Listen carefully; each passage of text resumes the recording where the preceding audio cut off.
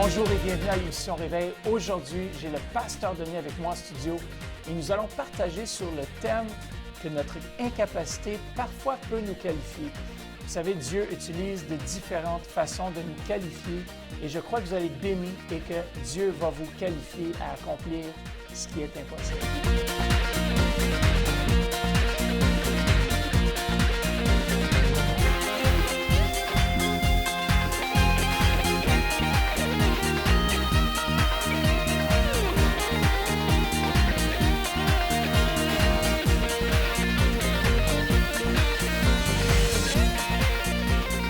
Encore une fois, bonjour à l'émission Réveil. J'ai avec moi le pasteur Denis.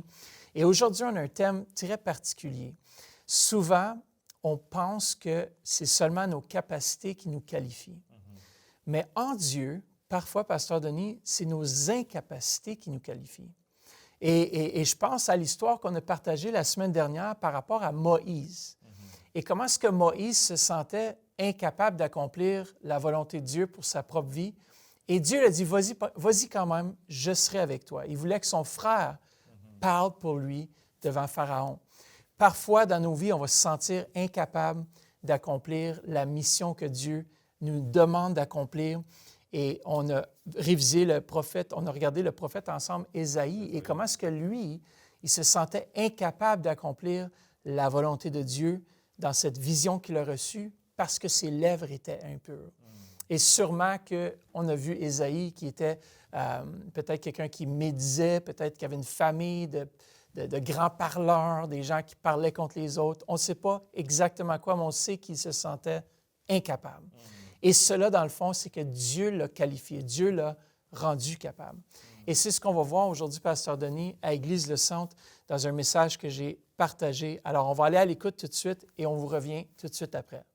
Le deuxième point ce matin, notre incapacité, point numéro 2, notre incapacité nous qualifie. Peut-être que vous êtes à la maison, tu dis, moi je suis incapable. Vous allez peut-être vous sentir comme Ésaïe ici qui dit, wow, c'est impossible. Regardez ce qu'il dit au verset 5. Alors j'ai dit, malheur à moi, je suis perdu. Souvent, et dans la parole de Dieu, lorsqu'on voit des hommes et des femmes avoir des rencontres célestes, surnaturelles, qui ne se sont pas sentis à la hauteur. On voit même Pierre, lorsqu'il a eu cette visitation dans Luc chapitre 5, verset 8, en voyant cela, Simon-Pierre se jeta aux pieds de Jésus, lui dit, « Seigneur, éloigne-toi de moi, car je suis un homme pécheur. » Lorsqu'on a une rencontre avec le Dieu Tout-Puissant, nos vies ne peuvent pas demeurer les mêmes. Et ici, Ésaïe ne se sentait pas à la hauteur.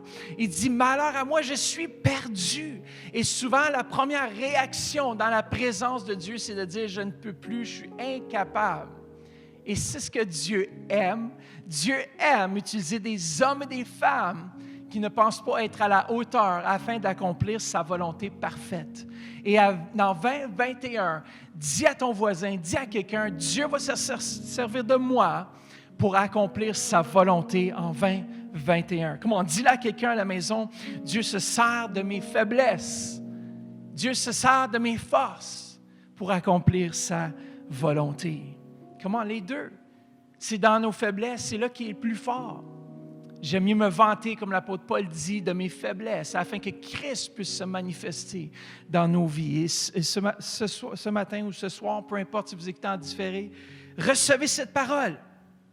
Spurgeon a dit ceci en anglais, « God will never do anything with us till He has first of all undone us. » Je trouve qu'en anglais, c'est puissant, ça je l'ai mis.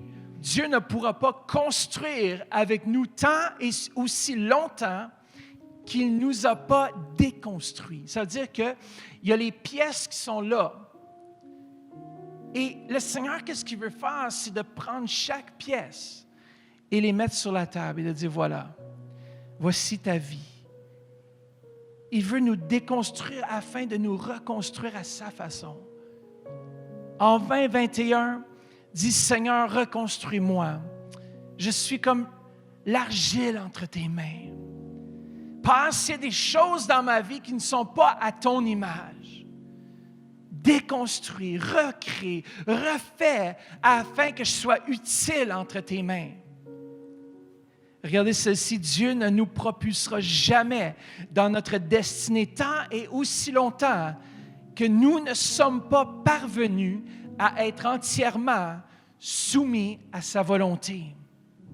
Et ici, on voit qu'Ésaïe, il se tourne vers cette vision céleste, vers les anges qu'il a vus, vers le Seigneur. Il dit, écoutez, je suis un homme avec les lèvres impures et ma famille aussi. Imaginez-vous, un homme qui s'apprête à être un prophète qui dit, j'ai les lèvres impures.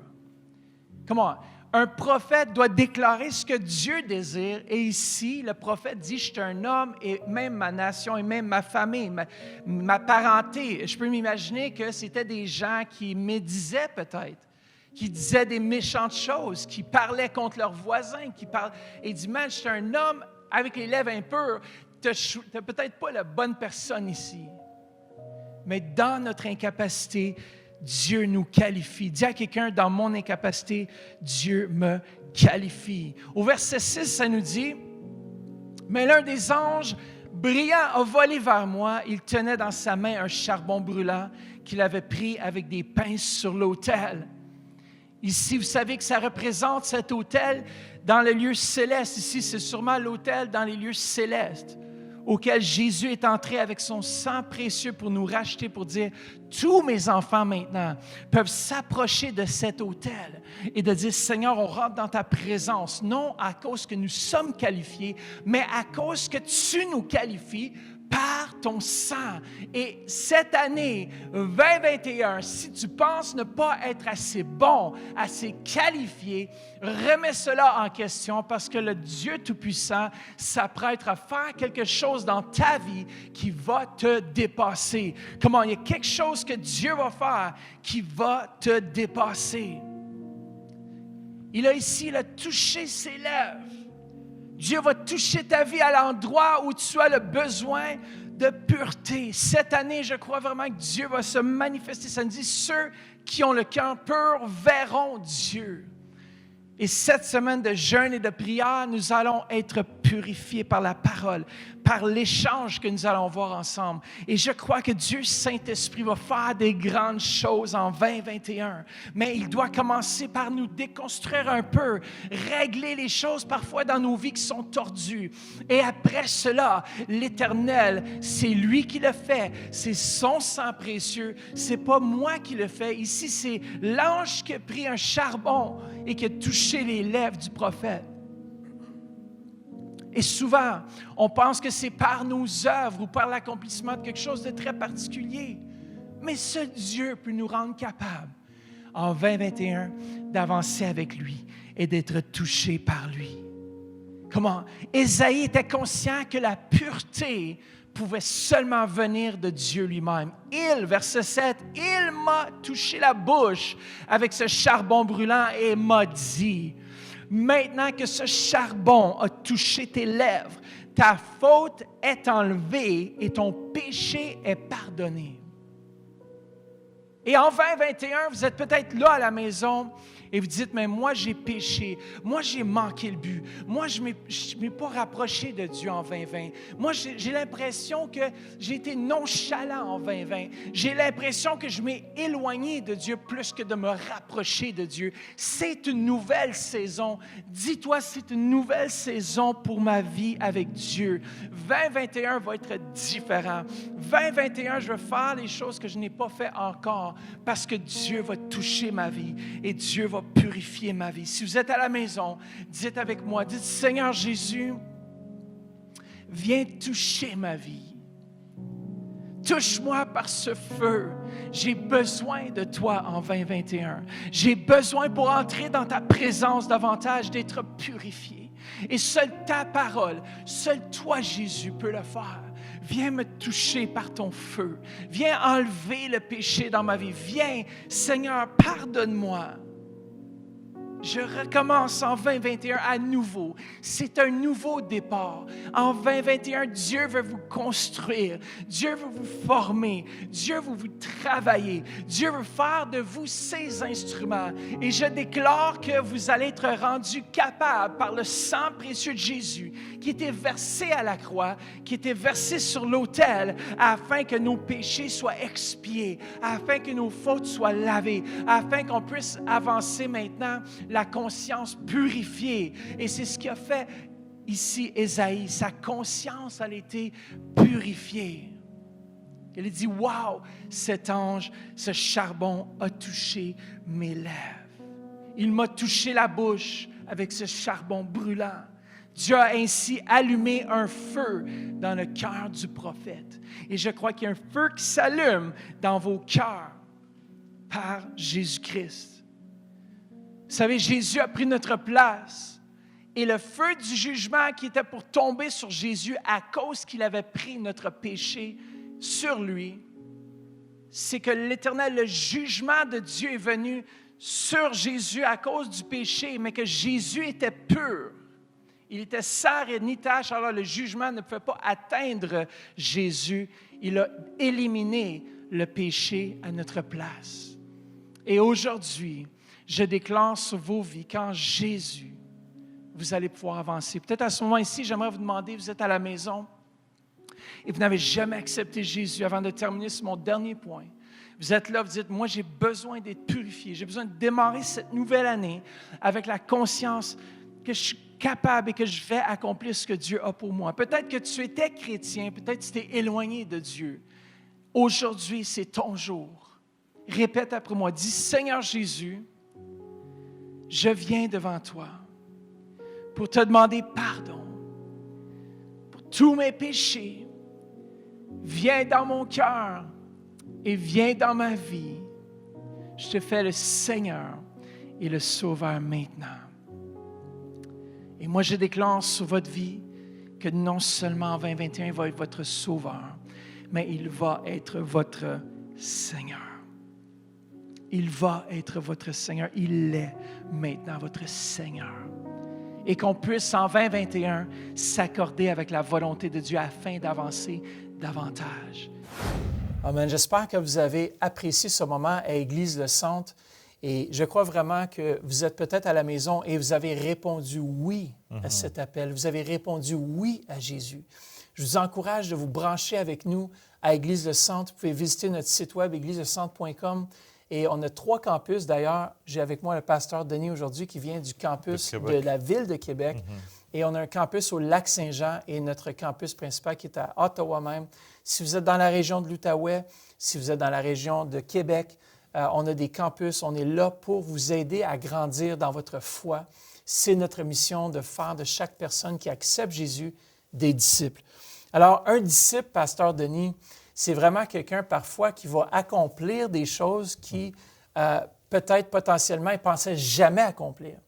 Je regarde dans ma vie et tout ce que Dieu m'a fait traverser, et il y a des choses qu'aujourd'hui, je regarde en arrière puis je me dis, c'est seulement Dieu qui m'a qualifié dans mon incapacité afin que je puisse accomplir sa volonté. Amen. Oui, vous parlez d'Ésaïe qui dit « J'ai des lèvres impures, je ne peux pas accomplir ce qui est pur ». Moïse qui va argumenter avec Dieu en disant « Mais non, tu m'envoies dans la sphère politique devant Pharaon, je n'ai pas le langage bien distillé, qui parle bien, je ne peux pas faire un bon discours. » Et puis, chacun de nous peut se poser les mêmes questions. Est-ce que je suis prêt? Est-ce que je suis pas qualifié? Mais Dieu n'utilise jamais quelqu'un qui se sent qualifié. D'ailleurs, il te disqualifie avant de te qualifier. Donc, c'est quelque chose que Dieu s'occupe parce que tu peux être qualifié au niveau des diplômes, mais au niveau du caractère, tu n'es pas qualifié.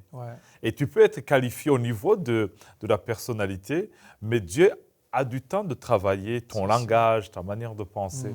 Et d'ailleurs, quand je regarde sur le chemin, quand Jésus, on lui a posé la question, comment maîtriser comment on appelle ça? Il demandait qui est mon prochain, comment est-ce que je peux maîtriser l'avenir, la vie éternelle. Et Jésus va dire, il y avait quelqu'un qui était attaqué par les brigands, qui avait des difficultés, il était blessé.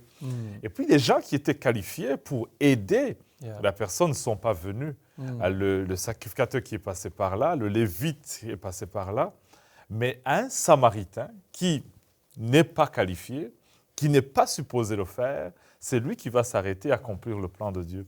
Et je pense que Jésus, en parlant de cette parabole, il voulait nous montrer, il y a des fois, tu ne seras jamais qualifié, mais tu es là et tu as la vision de Dieu, tu as le besoin qui est là et tu dois le faire, malgré ta capacité de dire impossible de le faire. Ouais. Et souvent, c'est dans nos forces, en réalité, que Dieu veut nous sortir de nos forces, parce que nos forces peuvent devenir un empêchement aussi d'avancer dans la volonté de Dieu. Lorsqu'on a reçu cette vision, lorsqu'on pense qu'on l'a tout ensemble, que c'est nous, des fois, on se retient, on s'empêche parce qu'on pense que c'est par nos propres forces. On pense que c'est pour ça que des fois, nos forces peuvent être un handicap parce qu'on s'appuie sur nous au lieu de s'appuyer sur Dieu. Lorsque Pierre est sorti de la barque, ça me fait penser, il est sorti par la foi. Parce qu'il dit, Jésus était là, puis il appelle Pierre à sortir de la barque, à marcher sur l'eau, qui est quelque chose de surnaturel à 100%. Tu ne peux pas juste sortir d'un bateau puis marcher sur l'eau. Je l'ai déjà essayé par la foi. Je n'ai pas encore réussi à marcher sur l'eau, mais... Je l'ai essayé à Québec quand l'eau est glacée. Oui, au Canada, on peut marcher sur l'eau comme Pierre. Alléluia. Mais parfois, notre incapacité nous qualifie aux yeux de Dieu. Puis j'aime beaucoup ce que tu as dit au début, c'est que parfois, on attend d'être parfait avant de commencer, dans le sens que on pense qu'on doit être qualifié pour accomplir l'œuvre, mais des fois, Dieu nous disqualifie, Dieu nous rend, dans un sens, dans une position de vulnérabilité, d'incapacité, afin qu'on s'appuie sur lui à 100%, parce que c'est seulement là, à ce point où est-ce qu'on s'appuie à 100% sur lui, que Dieu intervient. Amen, c'est bon. Pierre, au moment où est-ce qu'il a enlevé ses regards de Jésus, a commencé à couler. Parce il a commencé à regarder la tempête, commencé à regarder les situations, commencé peut-être à regarder à sa propre force, mais c'est pas naturel, je marche sur l'eau. Comment est-ce que c'est possible? Tandis que Jésus lui apprenait une leçon de garder ses regards fixés sur lui, beau temps, mauvais temps, et surtout dans la saison dans laquelle nous traversons, on doit garder nos regards fixés sur lui. C'est comme quand on parle de femmes qui sont envoyées dans le monde des hommes, Déborah qui doit être juge aussi côté militaire, dans un monde qui est masculin à cette époque-là. Donc c'était impossible. Elle-même dit, mais non, je ne peux pas y réussir, j'ai besoin, peut-être un homme peut le faire, mais Dieu va utiliser Déborah alors qu'il n'y avait pas de repère auparavant, une femme que Dieu va utiliser. Donc, il y a des gens que peut-être nous sucent aujourd'hui en disant, mais non, moi je suis une femme, je suis un jeune, je ne peux pas faire. Timothée était un jeune, mais Dieu l'a utilisé pareil. Donc, David était un jeune quand il a mis par terre Goliath, alors que les militaires étaient là, les hommes étaient là. Mais Dieu utilise des gens qui sont, entre guillemets, impossibles, incapables, et Dieu va t'utiliser. Donc, je pense que chacun de nous, là où vous êtes, peut-être vous dites, mais comment Dieu va m'utiliser? Moi, venant d'un pays d'Afrique, nous parlons le Kirundi, je viens du Burundi. Et puis, on est habitué à parler cette langue. Et puis, je me rappelle, la première fois, on me demande de prêcher.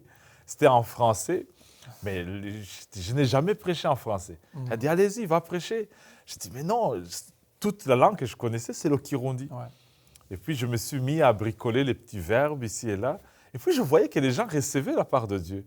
Mais dans mon incapacité de parler en français, Dieu va utiliser, Aujourd'hui, je suis surpris des fois, quand je parle, je dis, mais Seigneur, quand je regarde d'où je viens, le chemin que tu m'as fait faire, vraiment, ce n'est pas parce que nous sommes qualifiés, mais Dieu nous utilise, nous transforme, nous apprend à faire des choses. Que ce soit en anglais, peut-être Dieu va te donner une mission d'aller peut-être dans un pays espagnol où tu es obligé de parler en espagnol. Donc, Dieu va te transformer et il te donne la capacité de le faire en comptant sur lui. Amen. C'est vrai. Alors, à la maison, peu importe là où Dieu vous appelle. Comme Ésaïe, il dit « j'ai les lèvres impures ». Il ne se sentait pas à la hauteur. Il se sentait incapable. Il se sentait impuissant devant la situation. Et je crois que Dieu aime nous mettre dans des situations où est-ce qu'on peut se sentir impuissant. Et c'est pour une saison, parce que Dieu veut former notre caractère. Dieu veut, tu as parlé de caractère aussi tout à l'heure. Dieu veut nous travailler. Dieu veut changer nos vies.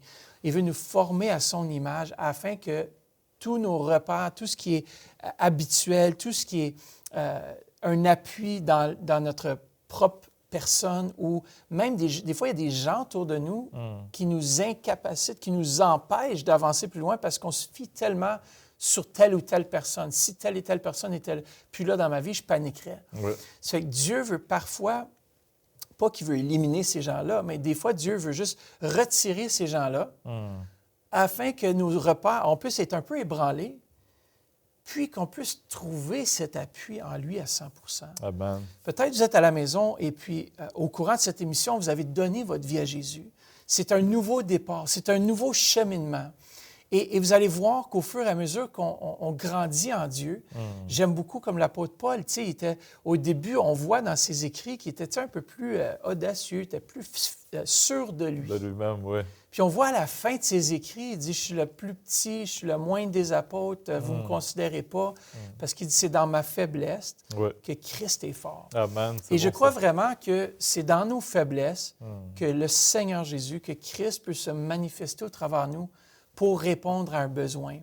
Ésaïe est un homme aux lèvres impures et Dieu l'a touché et l'a transformé. Ce que lui pensait était impossible. Il est devenu un porte-parole pour Dieu. Quelqu'un qui avait des lèvres impures. Ça veut dire qu'on ne peut même pas voir Dieu si on est dans l'impureté et tout ça. Imaginez-vous, Ésaïe qui dit, mais mes lèvres ne sont même pas pures, puis là, tu veux que je parle pour toi?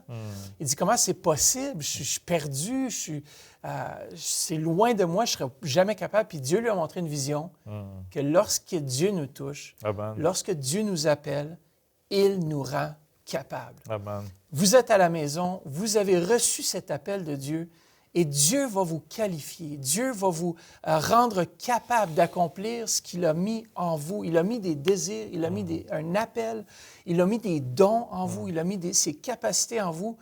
Et Dieu veut se manifester. Moi, je me souviens d'une histoire aussi biblique qui va bien avec ça. C'est lorsque Abraham allait sacrifier Isaac. Pourtant, Isaac était le fils de la promesse. Et là, il dit, bien là, c'est dans ma capacité, c'est mon fils, c'est mon héritier. Si j'ai plus Isaac, j'ai plus rien. C'est fini, il n'y a plus d'avenir. Même l'appel, Dieu, que tu m'as mis, tu as dit, tu vas faire de moi une grande nation, un grand peuple. Comment c'est possible si je n'ai pas de descendants? Et là, il décide de mettre ce que lui voyait comme sa propre capacité. Il avait vu Dieu agir lorsque sa femme, Sarah, ne pouvait pas avoir d'enfant. Elle a eu un enfant à un âge vraiment avancé. Et maintenant, Dieu lui demande de mettre Isaac. Ça veut dire que Dieu va prendre ce qui nous est plus cher pour voir si on va se fier sur lui ou on va se fier sur ce que Dieu nous a donné. Amen. Des fois, Dieu va nous donner une chose, mais des fois, Dieu va dire, mais sacrifie cette chose. Tu ne comprends plus. Abraham, dans sa logique, il a dû plus comprendre Dieu. À un moment donné, il a dû se questionner en route pour aller mettre son fils Isaac sur l'autel. Il a dû se poser quelques questions. On dit, man, pourtant, c'est mon fils, c'est ma force. On dit que les enfants, c'est notre fierté, c'est notre descendance, c'est eux qui vont continuer. Tu es un entrepreneur, tu sais que ton fils va sûrement reprendre. Tu sais, il y a de l'importance de génération en génération.